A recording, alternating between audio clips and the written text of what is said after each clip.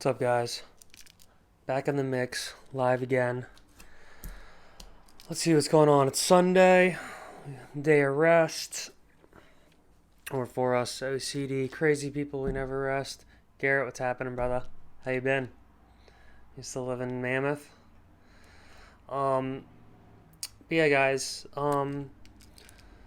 Some camera stuff today. So I think a lot of people, when they have cameras and they use them, sometimes you forget about this area and this area being prone to scratches, etc. So this is still the A7 III, A7S III. Hopefully I'll be getting late December, early January. Amazon, some stuff's going on or what's going on. Hopefully it's not someone just stealing my money, but I think we're good. This is the Tamron 28 to 75. Still getting the 17 to 28 Tamron to kind of have, each lens work well with the other when I'm doing two camera shoots, and try to cover all your bases. There's a Sony 1.8 20 millimeter that I'm starting to have FOMO. We'll see. Nowadays it's so easy to get stuff, return it, try stuff, return it, etc. So that's kind of the plan. If for some reason my Tamron 17 to 28 just doesn't kind of do it for me, I love the Tamron, but I'm starting to pixel peep and look at some of these Sony lenses, and even if it's not a G Master and it's like a right below it, just a G Sony lens, it's just super nice. So I guess we'll see what happens there. But back to these things. So I just installed this. I probably should have done this live on the Instagrams. But come in a little thing, just like your phone screen. You peel it off, put it on the back here, and I'll just kind of save the scratches and stuff. Because especially you live at the beach like I do, and you're shooting on the beach a lot, you go out, and still this doesn't have the flippy screen. It has the flip up screen, which I guess is better than just being like that. No flippy screen still, but that's the A7S III, man. That flippy screen, you don't know how much you missed the flippy screen until it's gone.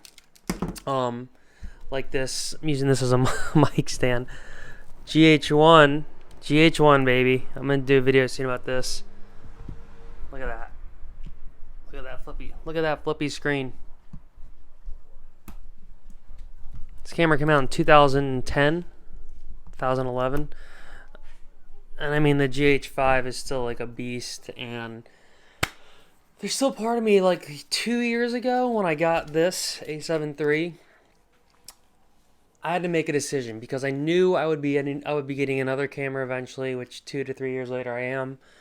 I knew you kind of get stuck in your camera system because then you have lenses that you can put on each, this can go off this onto the A7S III, A3, AR3, all this Sony E-mount. But if you have a Panasonic Micro Four, as Camera Conspiracy says, Micro Four loser thirds with its very small sensor, you can't just switch lenses with like full frame and Micro Four Thirds. You can get like a Metabones adapter, these adapters that help you put full frame lenses on to Micro Four Thirds and vice versa. But as you can see, this lens is 14 to 140. This Tamron is 28 to 75. So this has more of a range, and because it's a Micro Four Thirds, this is actually like a 20 something to like 200 because it's cropped in a little bit. So back to my original point of my story was, so the GH5/GH5S, that's right when that came out too. And I was like really tempted, man, just to stick with Micro Four Thirds, do GH5, GH5S. One's like the low light beast, 4K, 400 bits, just the best of the best. The GH5 has a little more run and gun of a camera. Not as good in low light. The one problem with the GH5, the low light isn't the best. And a lot of stuff I shoot before the world shut down is like, concerts, like clubs, or just cameras and lighting is hilarious, man. Like you don't really know how much light you need with cameras until you actually go out and try to like shoot with cameras, and especially the last 5 years with how much better sensors have gotten with. What's up, Reed? Sorry I didn't see you there. Um, you just need like a lot of light. Like right now, it's way more than you would ever think. So you're always low light is something that like for the average person is like a great tool to have, and you really want low light capabilities because you're gonna the sun is so bright when you're outside. It's funny. It's like two extremes. It's like too bright outside, and then you need to ND filter your f-stops like way down, at like 22 or 16, or you come inside and it's too dark. It's funny to make the middle ground. So like shade outside ends up being kind of the best sometimes, but you're still like outside where it's just so illuminated. Like you really don't get how illuminated it is until you go out and you're shooting with cameras. So this went on. There's a couple different, but back to the other story. So the GH5S, GH5 ended up going with the Sony instead. But my one to two draws was Sony didn't have the flippy screen, which I thought, you know what? It's like I don't shoot myself that much. This is before I'm trying to I'm a narcissistic it's all about me vlog stuff. It's fun now because we're also kind of stuck with ourselves a bunch, and I've realized that I'm not the worst looking person in the world. I mean, I wouldn't want to get too close. But if we stay here, we cover enough with hair, not too shabby. Voice still sounds decent. If you cheat with a nice, good mic like my Rode video mic, I look somewhat professional and presentable and sound decent enough. So I didn't think the flippy screen would be a big deal, but I'm already like, God, this thing's. I mean, it's all right, and thank God it comes off. It's like there's a Canon and the Blackmagic, it doesn't even come off here. I don't know how you would even fuck with that, but luckily it comes up. But still, even when you're shooting, say I'm shooting like this at you, and there's a wall right here, so I can't see. I can't see what's going on. Flippy screen, boom, flip it out here, you can see. So you always have to be kind of behind the camera, and even to see if you're filming, over here. Oh, I can't tell if I'm filming. I get right behind the camera to see, and luckily sometimes there'll be red blinkings or something. This has a nice thing where it'll blink when you're recording. It'll blink. Where is it? It's somewhere. It's right there. Is that where it is? I guess it'll blink right here. I thought it blinked somewhere on the front. Huh. Well, see, it's blinking right there, so that's when you know you're recording, but that doesn't really do any good either. I mean, I guess you can just kind of lean over and see that it's blinking. There might even be a new red box. I gotta figure it out, because I might end up selling this for the A7C, which is what I originally was gonna get. But I've realized that I really wanted to jump up to 10-bit. I've noticed a lot of banding in my, not a lot, but I feel like I tend to shoot a good amount of sky and water and stuff that ends up becoming banded. And I thought it was more so due to compression, etc. But I think it really is due to the 8-bit ending up getting compressed, and because there's not enough resolution of color, it's a little different. But because of not enough color, aka 10-bit, 12-bit, more bits, more colors in there, it kind of gets moldy and blocky. But sometimes you'll watch Netflix shows and there'll be a pro movie, and you'll see banding or blocking in the blacks of a Hollywood movie. So I'm not really sure what's going on. I think it's just a lot of compression ends up fucking up stuff, even when it's 16-bit raw, 8K. That's still tough. But the dynamic range helps with that too, and the A7S III has great dynamic range. It has 10-bit, and then the slow-mo 4K. Now, A7 III has slow-mo, but it's only in 1080, and it actually looks really good. But now we're at the point where it's just, you feel kind of weird not shooting in 4K. We're almost at that point now where 5-10 years ago, all right, you shoot in 1080. It'd be now shooting, it'd be when 1080 was popping off, you're all right, I'm going to shoot in 720. It's like the Canon 5D Mark IV has slow-mo, but it's in 720, I think. And you're what the hell are you guys doing? 720? That shit's whack. I mean, I'm recording on an iPhone that has 720. So I guess my whole point is null and void. But just that the Sony 4K is really awesome, and the GH5 had 4K 60, so that was kind of the downside because the GH5 has 10-bit color and 4K 60. So I was getting neither of those when I got this 2 years ago, neither of them. But it had the full frame, which is like ends up being like you're in focus, the background's blurry, and it has like this 3D look. That's the one thing the Micro Four Thirds have trouble getting. The GH5 doesn't get that full frame look as well. Doesn't get it really like.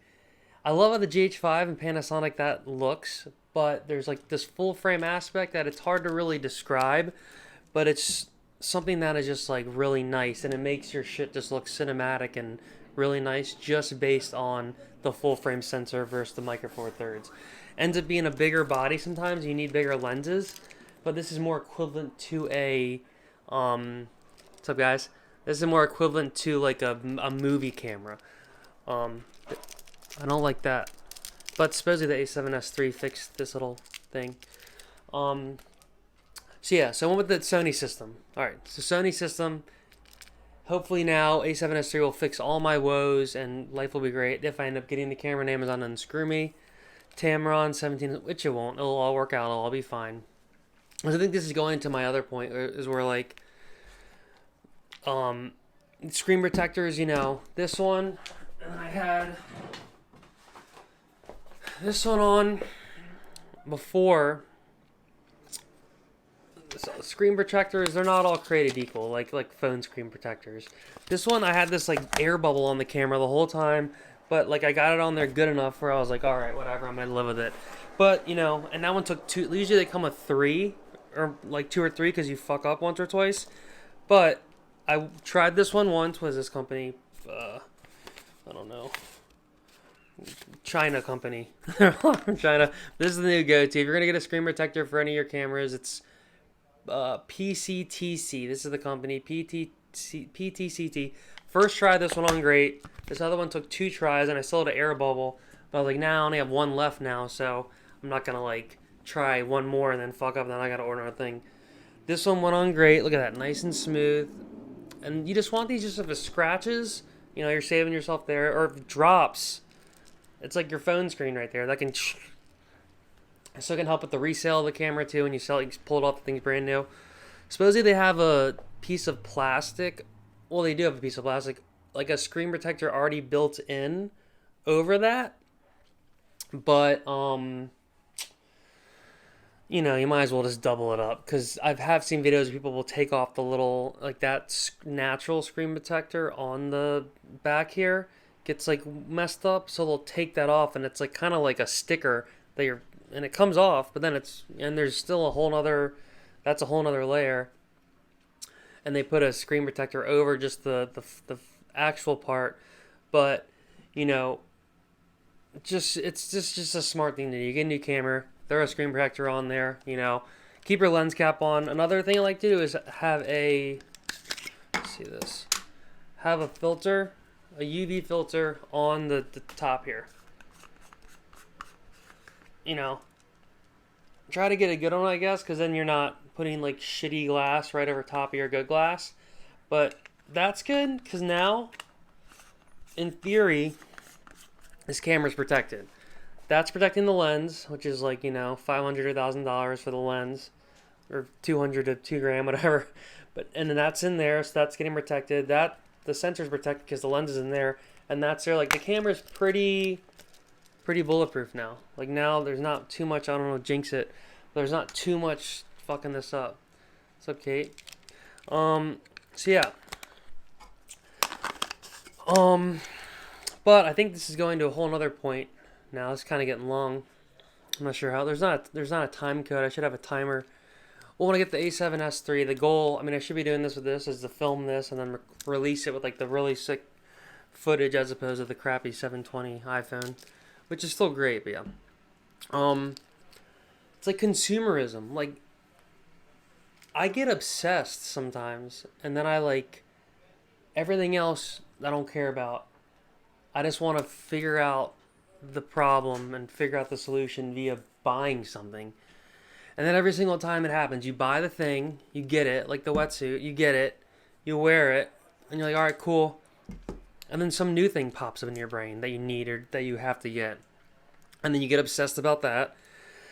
And then it repeats the cycle. So I don't know how to get out of that. And you always think like the newest thing you're gonna buy is gonna be like the thing that finally completes you, or like makes all the pain go away or makes everything better.